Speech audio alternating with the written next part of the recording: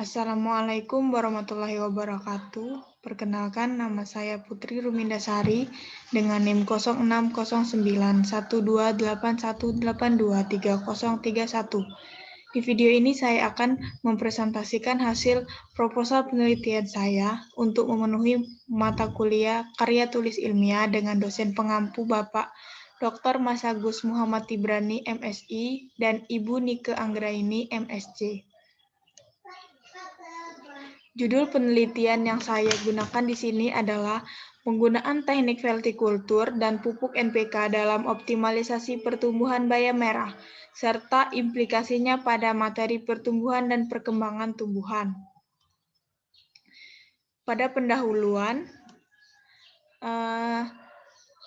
latar belakang yang saya gunakan yaitu dikarenakan di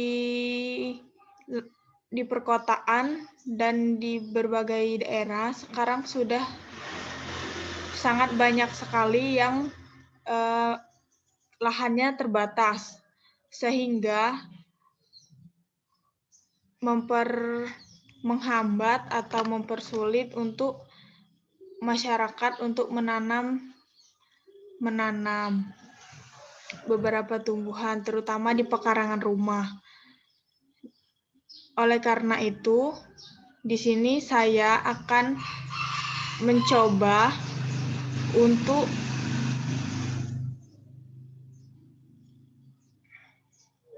menggunakan teknik veltikultur untuk mengatasi masalah keterbatasan lahan tersebut. Nah, untuk penyumbang nutrisi dari tumbuhan yang akan ditanam yaitu menggunakan pupuk NPK. Hal ini juga akan menunjang untuk peningkatan jumlah produksi bayam merah.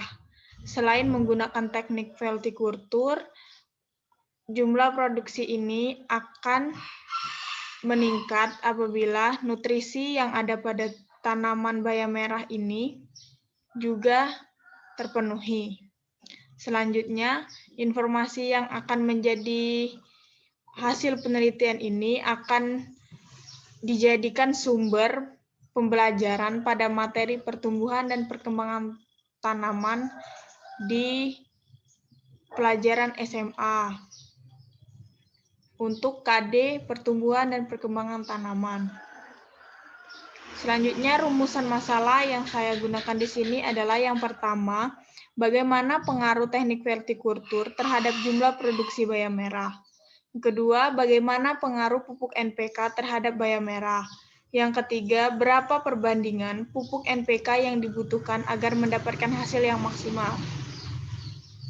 Tujuan dari penelitian ini yaitu mengetahui seberapa besar peningkatan produksi bayam merah jika menggunakan teknik veltikultur dibandingkan tanpa teknik veltikultur.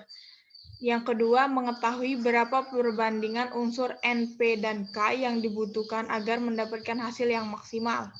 Dan yang ketiga, mendapatkan materi yang dapat digunakan pada saat pembelajaran di sekolah mengenai materi pengaruh faktor eksternal dan faktor internal terhadap pertumbuhan dan perkembangan makhluk hidup pada kelas 12 SMA.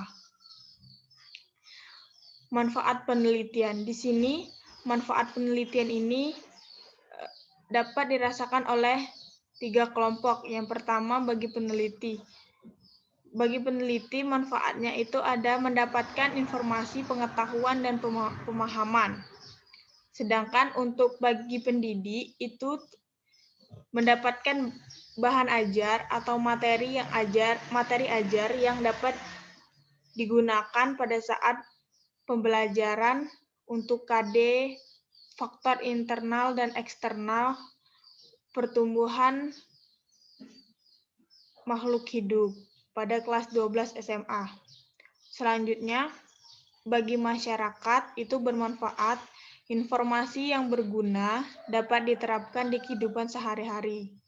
Bisa ditanam di pekarangan-pekarangan rumah maupun juga bisa ditanam di sekolah karena tidak terlalu menggunakan banyak lahan. Selanjutnya, metodologi.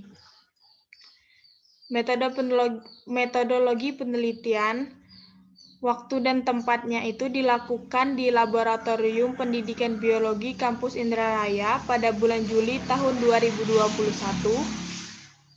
Sampel yang digunakan yaitu menggunakan 15 tanaman bayam merah menggunakan metode RAL, rancangan acak lengkap, dengan 3 perlakuan dan 5 kali pengulangan. Prosedur penelitian. Yang pertama, persiapan media. Persiapan media ini yang pertama harus dilakukan adalah membuat pot vertikal yang terbuat dari botol bekas, botol aqua bekas yang dirancang menjadi susunan vertikal dengan tali dan memasukkan media tanamnya yaitu berupa tanah. Kemudian dilakukan penyemaian. Pada penyemaian ini peneliti harus memilih bibit-bibit terbaik untuk siap disemai dengan media tanpa perlakuan. Hal ini dilakukan agar bibitnya itu tumbuh secara merata. Yang selanjutnya penanaman. Setelah umur 1 minggu, pindahkan ke dalam pot yang telah disiapkan. Jadi, bayam merah yang telah disemai dipindahkan ke dalam pot yang telah disiapkan saat telah berumur 1 minggu. Selanjutnya perawatan. Perawatan di sini dilakukan dengan cara penyiraman secara rutin 2 kali sehari, di pagi dan di sore hari, serta pemberian pupuk sesuai perlakuan. Dan yang terakhir, saat berumur 40 hari setelah tanam, tanaman ini siap untuk dipanen.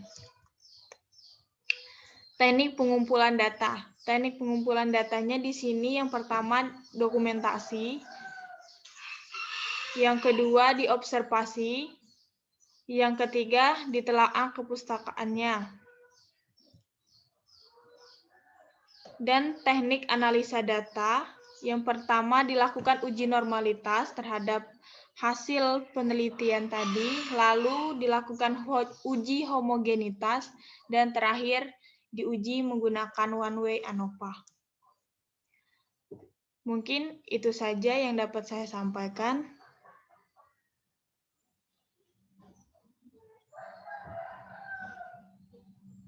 Saya tutup. Wassalamualaikum warahmatullahi wabarakatuh.